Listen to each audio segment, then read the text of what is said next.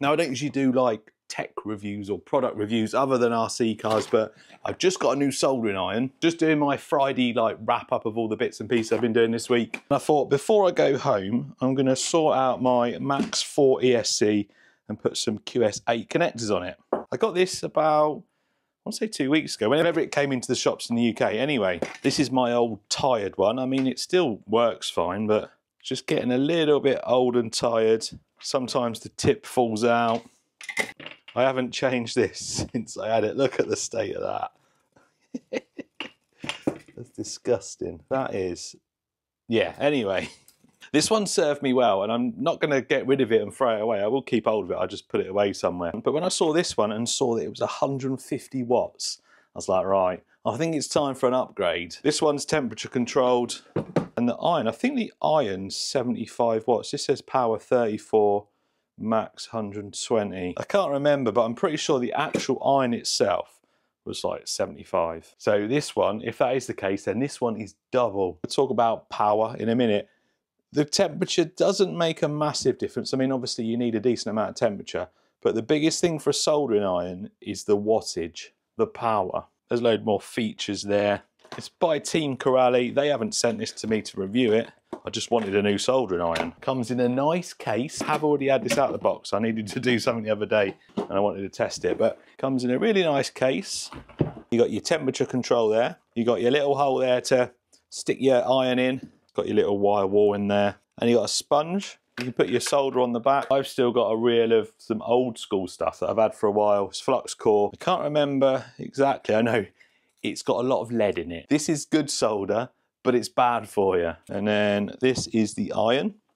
You can see I've used it a little bit. It's got a nice chisel tip on it. It only comes with this one tip, but you can change it. I've not seen the other ones you can get.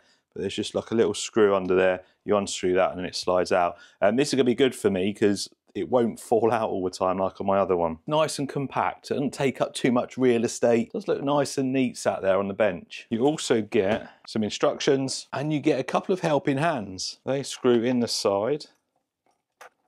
Oh, I like them. That's really cool. I use this old thing that I've had from Amazon for ages. I mean, it's all right, but these always fall out. These come loose. Does the job.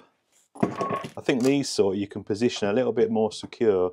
I don't flop about all over the place. All right, let's switch it on. Now, this isn't a how to solder video. Everyone does it slightly different. Let's go, what am I doing? QS8. So I'm going to go 460. I usually whack stuff all the way up. This would go up to, goes up to 500, but I'm going to go to about 460. Is that already there? What? That warmed up so quickly. Wasn't ready for that. Wow. She is hot. I want to make that a little bit longer. So this is 8 gauge wire and it will do this absolutely no problem. Now, I was talking about wattage and why it's important to get the most powerful one, well, within your budget really. The easiest way for me to describe how it works, it's all about the heat transfer. So I've just touched the iron on there. What you want is heat transfer as quick and as efficient as possible. Think of it as a fuel pump on a car. If you've got a big V8 and you've got a tiny fuel pump, as soon as you put your foot on the accelerator, that fuel pump's going to be working like overtime and probably won't be able to deliver the fuel it needs. If you've got a nice big fuel pump, when you put your foot on the accelerator, it's going to deliver as much power as it needs, the fuel is going to flow, the transfer is going to be nice and efficient, and it will do its job. That'd easily do 10 gauge and probably bigger connectors as well.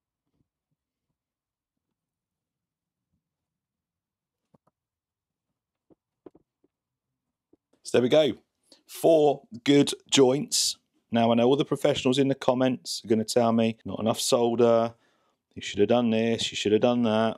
They aren't coming off, I can assure you that much. So there you go, the new soldering iron from Corally. I think that's a solid purchase. I mean, it done them so easy. And just to explain it again about power, think of this as your big V8 engine. Think of that as your fuel tank and your fuel pump. The better the heat transfer, i.e. the better the fuel flowing, the easier it is and the bigger things you can solder. There's other stuff to consider than just power, but at this level of soldering, it's certainly one of the biggest things.